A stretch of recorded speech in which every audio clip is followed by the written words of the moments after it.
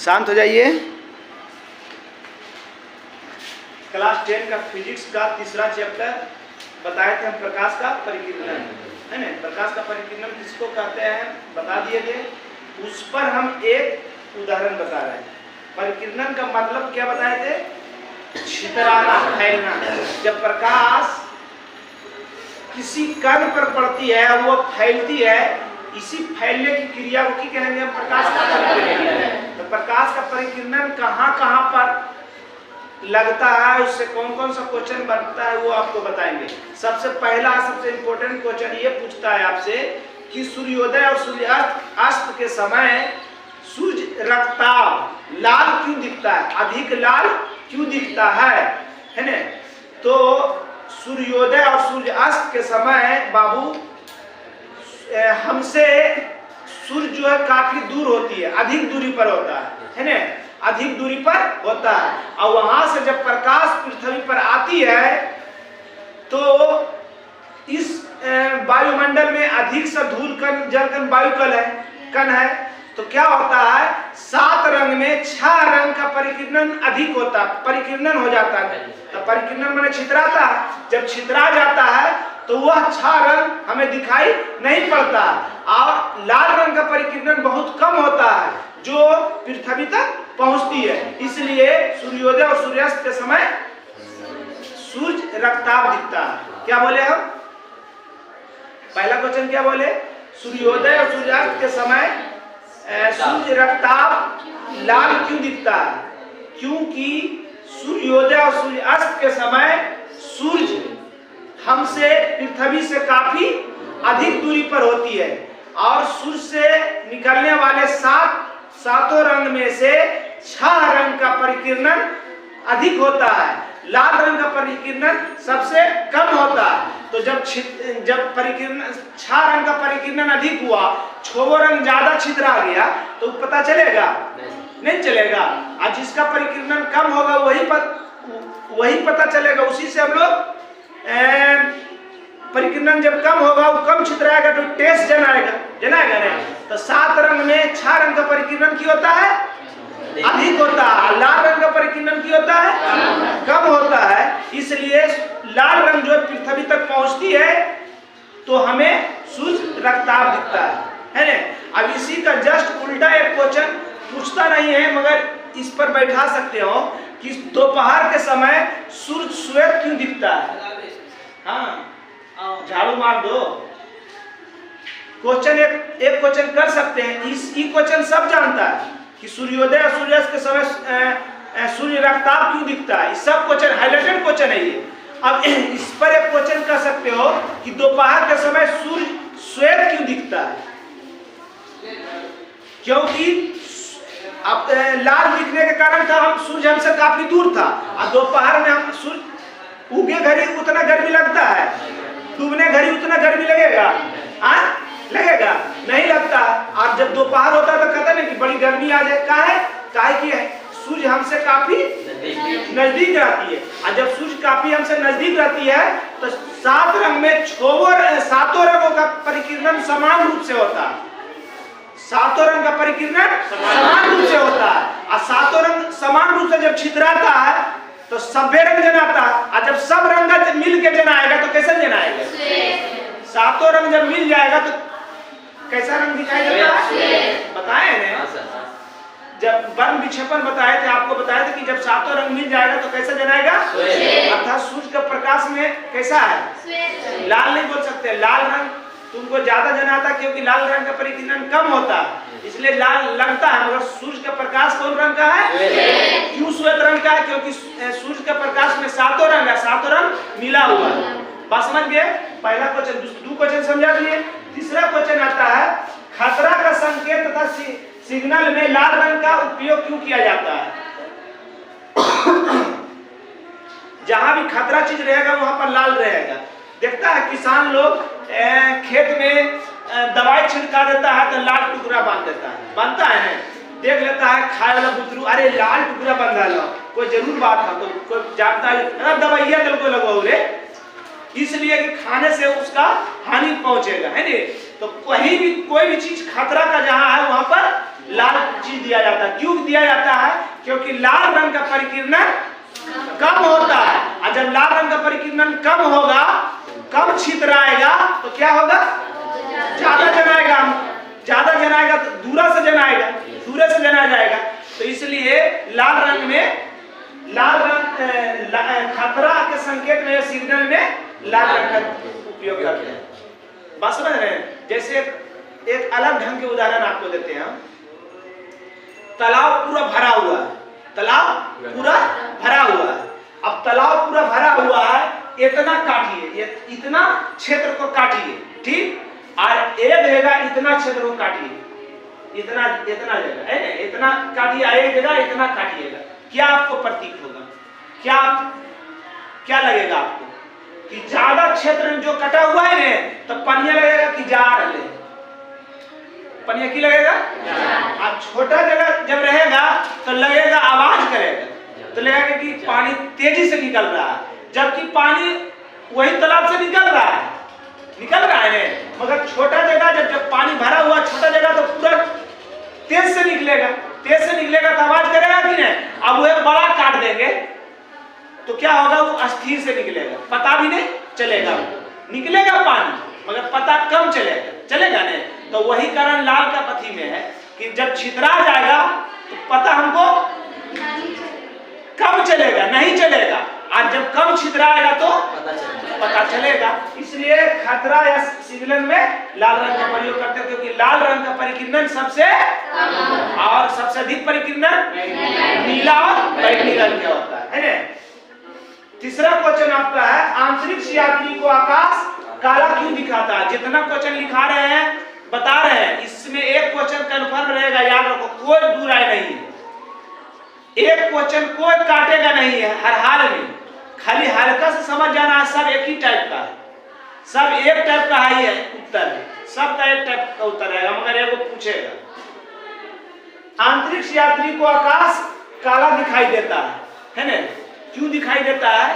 कि अंतरिक्ष में जो है धूल कण, जल कण, वायु कण है ये नहीं। जब धूल कण, जल कण, वायु कण नहीं है तब प्रकाश छितराएगा। छितराने का भी कोई माध्यम होना चाहिए, बाजार जाने का कोई माध्यम नहीं होना चाहिए। तो टेम्पू, टोटो, बस से जाते हैं बाजार, जाते हमारा क्या है? बाजार जाने का माध्यम। तो उसी प्रकार प्रकाश छितराने का तो माध्यम होना चाहिए ना। तो प्रकाश कैसे छितराएगा? धूल कण, जल कण, वायु कण जब पर पड़ता है तो परिकीर्णित होता है, छितराता है, टकराता है ना।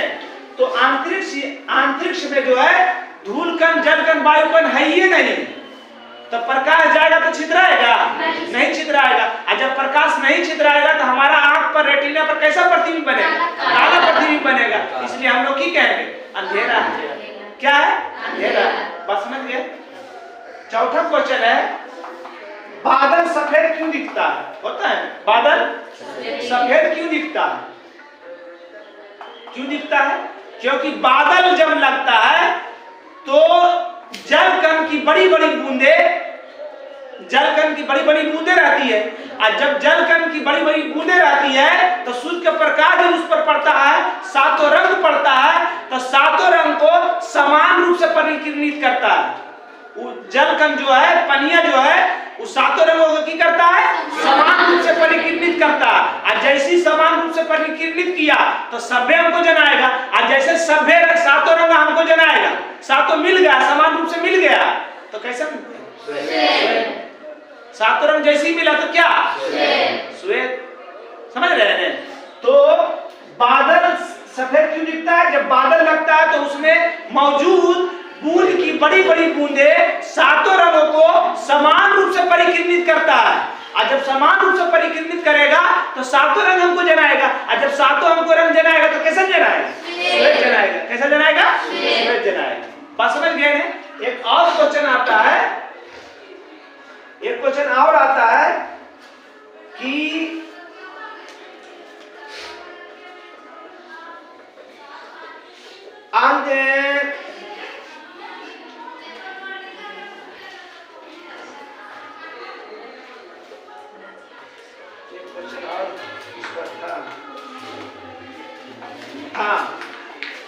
क्वेश्चन वो था कि स्वच्छ आकाश का रंग नीला क्यों दिखता है? क्या बोले? स्वच्छ आकाश मतलब साफ आकाश रहेगा तो क्या होता है? नीला क्यों दिखता है? आकाश जो है हमें ऐसे बोलता है ना, आकाश नीला ही रहता है क्योंकि ज्यादातर तो साफ ही रहेगा। तो नीला क्यों दिखता है? इसका क्या कारण है?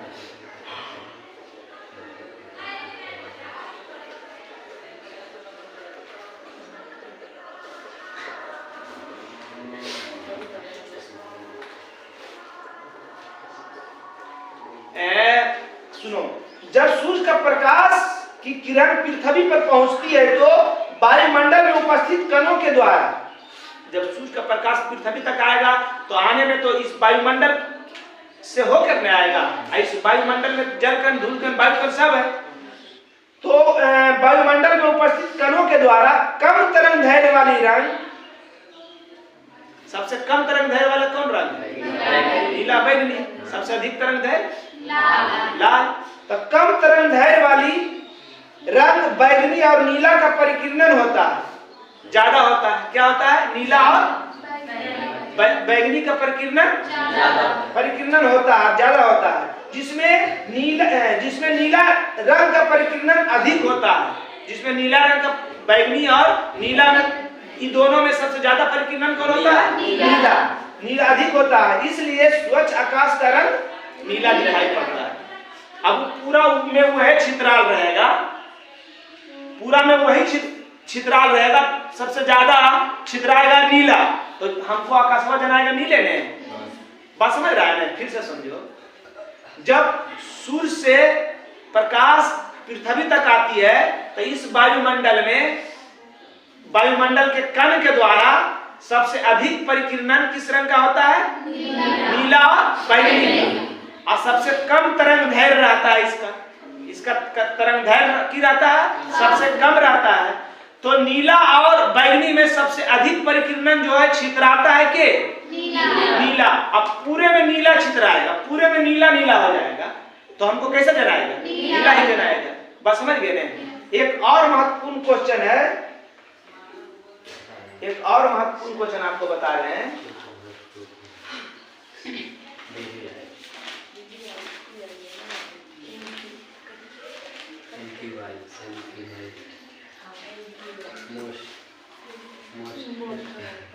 टिंडल प्रभाव समझाई देते हैं। टिंडल प्रभाव क्या है? जब प्रकाश कोलाइड विलयन में प्रवेश करती है, कोलाइड विलयन समझता है, जिसमें समान का विषमान मिश्रण, समझ रहा है? मिश्रण को दो पार्ट किया गया, समान मिश्रण है, विषमान मिश्रण। समान मिश्रण में जो समान रूप से मिला रहे, जैसे दूध और पानी, उसको अलग करेगा, समान रूप से मिला रहता है, पता चलता है कि दूध है कि पानी है।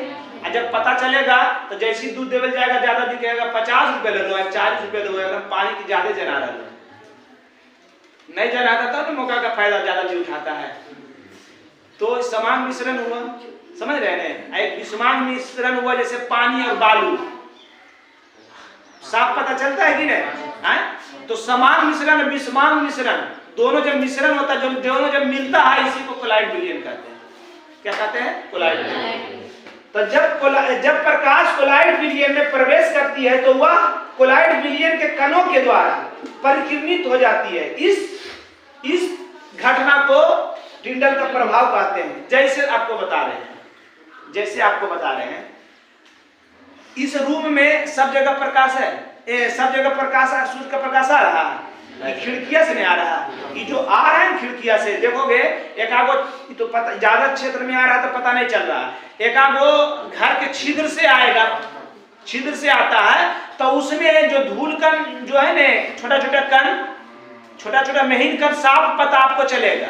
और वही छोटा छोटा कण से क्या कहता है, रूमा में प्रकाश पूरा फैलता है। जबकि आता है पतला सा, छिद्र से सूर्य का प्रकाश आता है पतला, मगर उसमें देखोगे ढेर सा कुलबुल ऐसे होते रहता है, उसमें आपको साफ पता चलेगा। जबकि बाहर अभी जाइएगा, सूर्य के प्रकाश में पता चलेगा नहीं चलेगा कि छोटा छोटा जो कण है मौजूद है इस वायुमंडल में, पता नहीं चलता।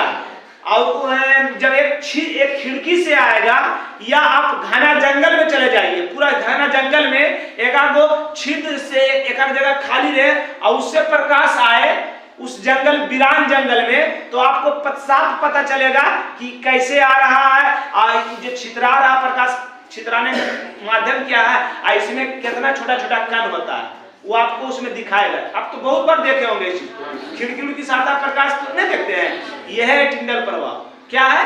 टिंडल प्रभाव। क्या बोले टिंडल प्रभाव को? कि जब प्रकाश कोलाइड विलयन में प्रवेश करती है तो वह कोलाइड विलयन के कणों के द्वारा, कोलाइड विलयन में बोले छोटा छोटा मेन कण होता है, इतना मेन, बड़ा भी कण होता है, छोटा भी कण होता है, इतना मेन कण भी होता है जो हमको पता नहीं चलेगा। जैसे दूध और पानी जब मिल जाता है तो दोनों का कण पता चलता है, हमको नहीं पता चलता है।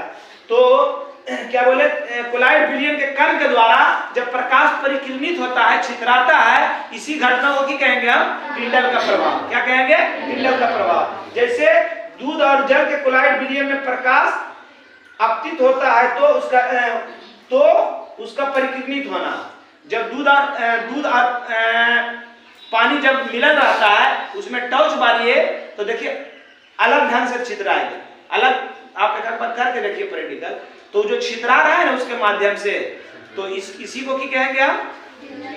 टिंडल प्रभाव। क्या कहेंगे? वीरान जंगल में एक छिद्र से प्रकाश आ रहा, उससे छितरा रहा, उसको क्या कहेंगे? टिंडल प्रभाव। क्या कहेंगे? टिंडल प्रभाव। समझिए। एक और बहुत महत्वपूर्ण क्वेश्चन है जो बराबर पूछता है, उसको मैथमेटिक्स विधि द्वारा बताते हैं। कहता है हीरा का अपवर्तनांक 2.42 का क्या तात्पर्य है, क्या मतलब है? हीरा का अपवर्तनांक क्या है? हीरा का अपवर्तनांक 2.42। हीरा का अपवर्तनांक 2.42 का क्या तात्पर्य है ना? यही क्वेश्चन रहेगा आपसे। अधिकांश साल इस क्वेश्चन को भी पूछता है, अधिकांश साल पूछेगा। समझिए, सुनिए, इसको मैथमेटिक्स से हल कर लेंगे। हीरा का अपवर्तनांक 4.2 है। हीरा का अपवर्तनांक बराबर की होता है? निर्वात में प्रकाश की चाल या हवा में प्रकाश की चाल बटा किसी माध्यम में प्रकाश की चाल। तो किस माध्यम की चर्चा कर रहे हैं? हीरा की चर्चा कर रहे हैं, है ना? तो लिखेंगे हीरा का अपवर्तनांक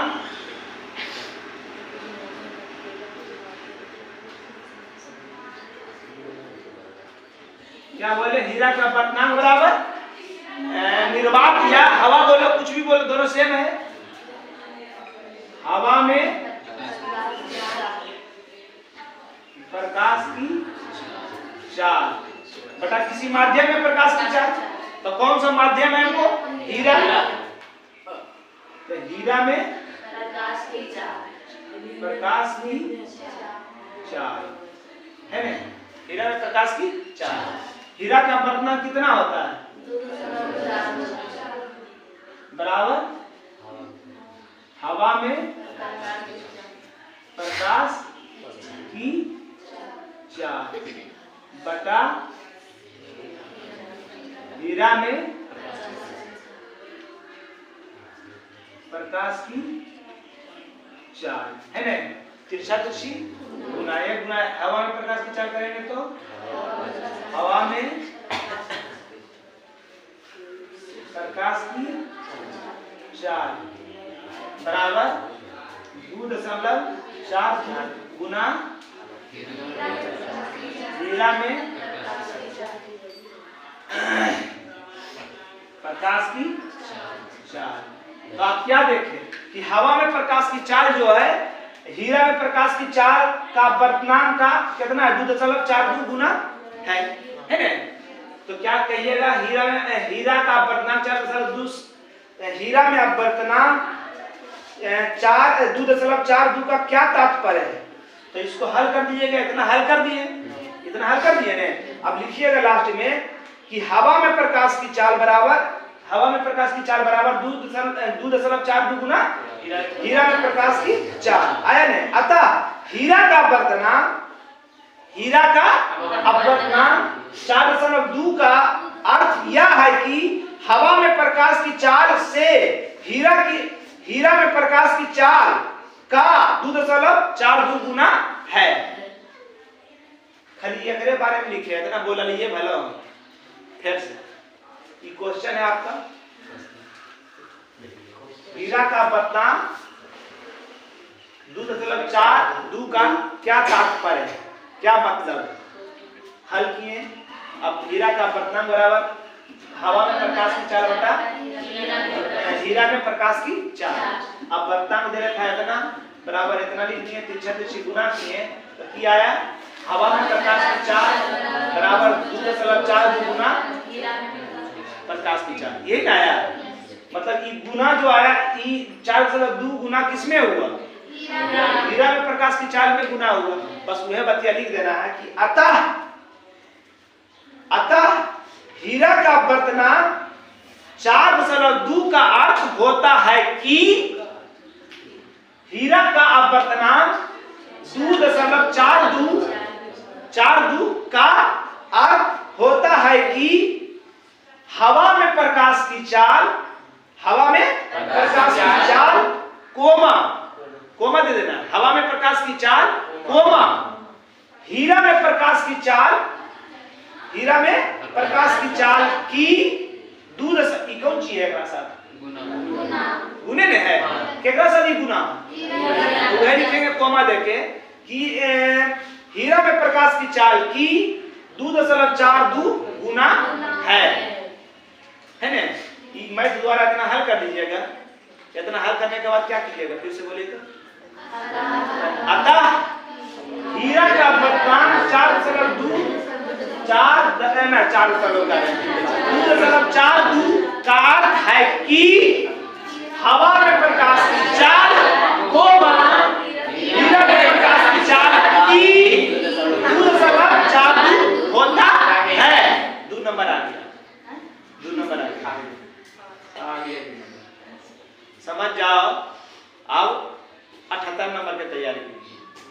कौन नंबर 78 नंबर 80 नंबर के होता है। 20 नंबर प्रेडिकल, 80 में भी कितना 40 गो ऑब्जेक्टिव, 40 नंबर समझी, 40 नंबर में समझी 38 नंबर की तैयारी करना है। अगर किस्मत तोर खराब हो जाए, किस्मत तोर खराब हो तो 40 नंबर के तो हर हाल में तोरा तैयारी करना। क्योंकि अगर ऑब्जेक्ट 2 नंबरिया में नहीं पूछा तो 1 नंबरिया में डायरेक्ट रहेगा क्वेश्चन कि हीरा का बर्तन कितना होता है। कोई दिक्कत समझ रहे हैं? चलो आज की क्लास फिजिक्स का इस चैप्टर तो लगता है खत्म ही हो गया है ना। एक क्वेश्चन और है, बहुत ही वो भी बहुत इंपॉर्टेंट क्वेश्चन है।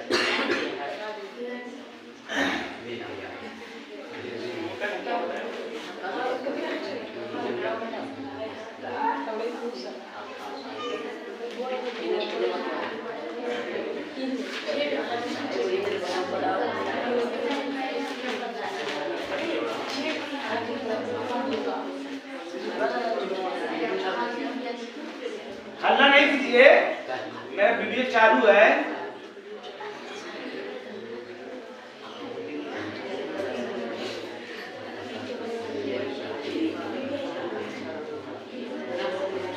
इंद्रधनुष क्या है, ध्यान दीजिए। इंद्रधनुष क्या है?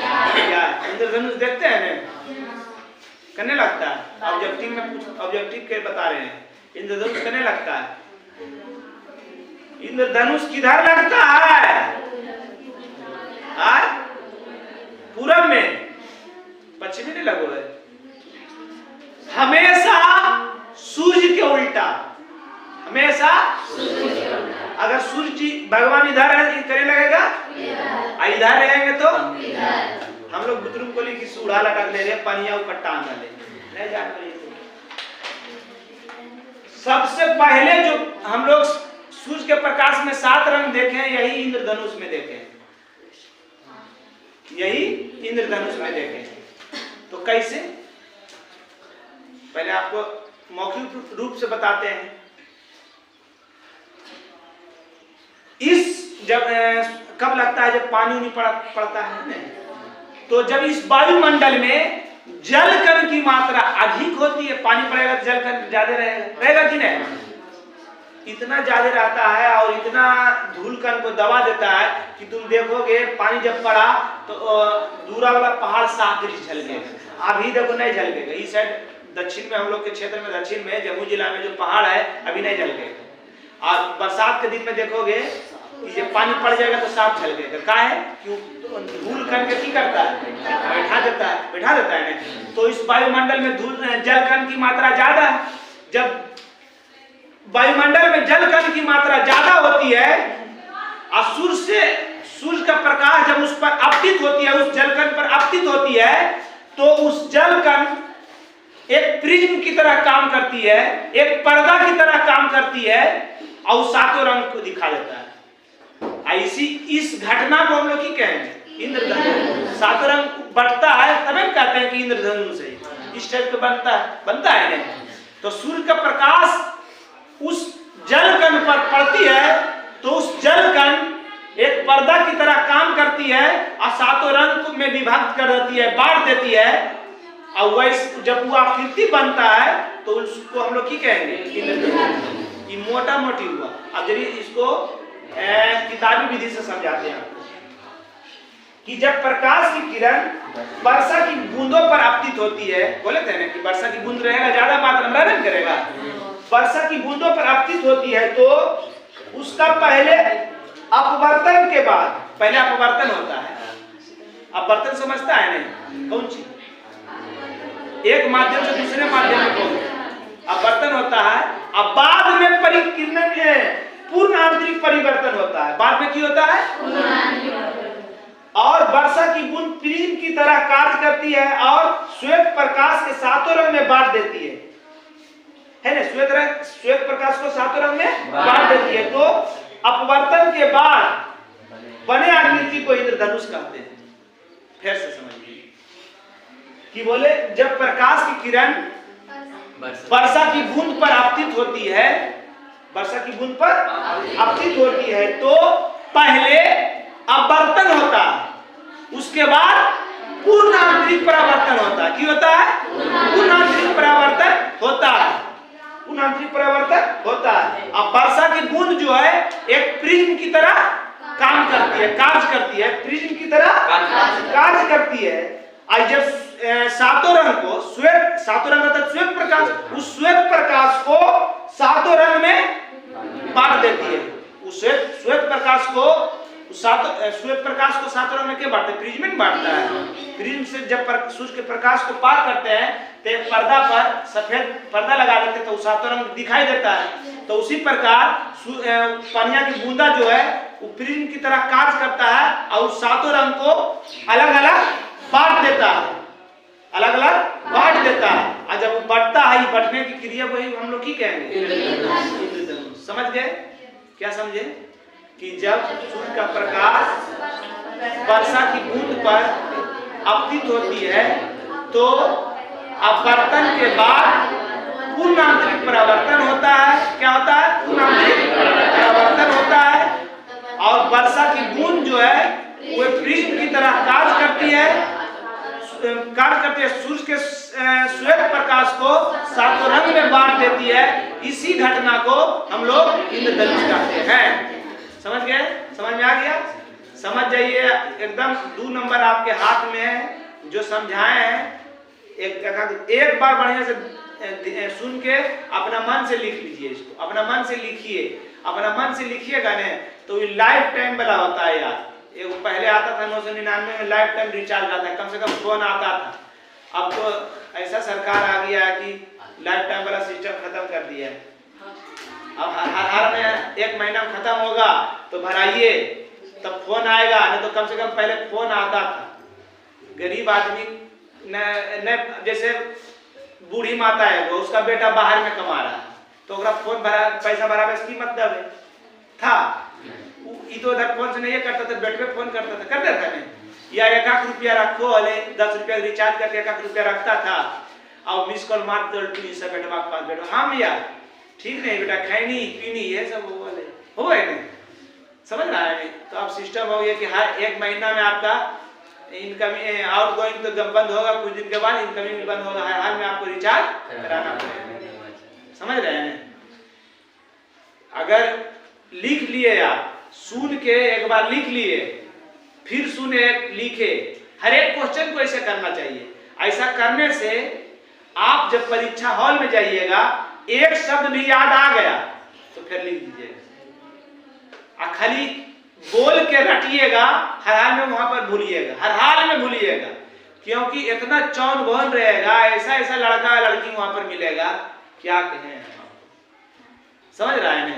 इसलिए जो क्वेश्चन को याद करते हैं उस क्वेश्चन को लिखिए, 1 से 2 बार लिखिएगा तो उसमें डबल फायदा है।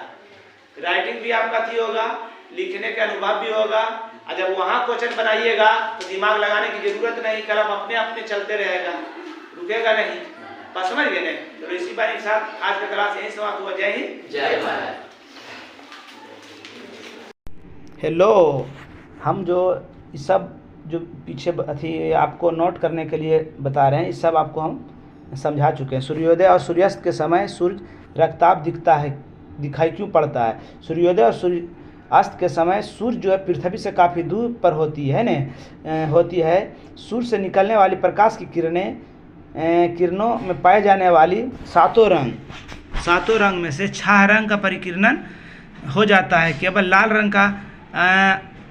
रंग का परिकिरण नहीं होता जो हमारे स्थान तक पहुंचता है, पृथ्वी तक पहुंचता है, तो रेटिना पर लाल रंग का प्रतिबिंब बनता है।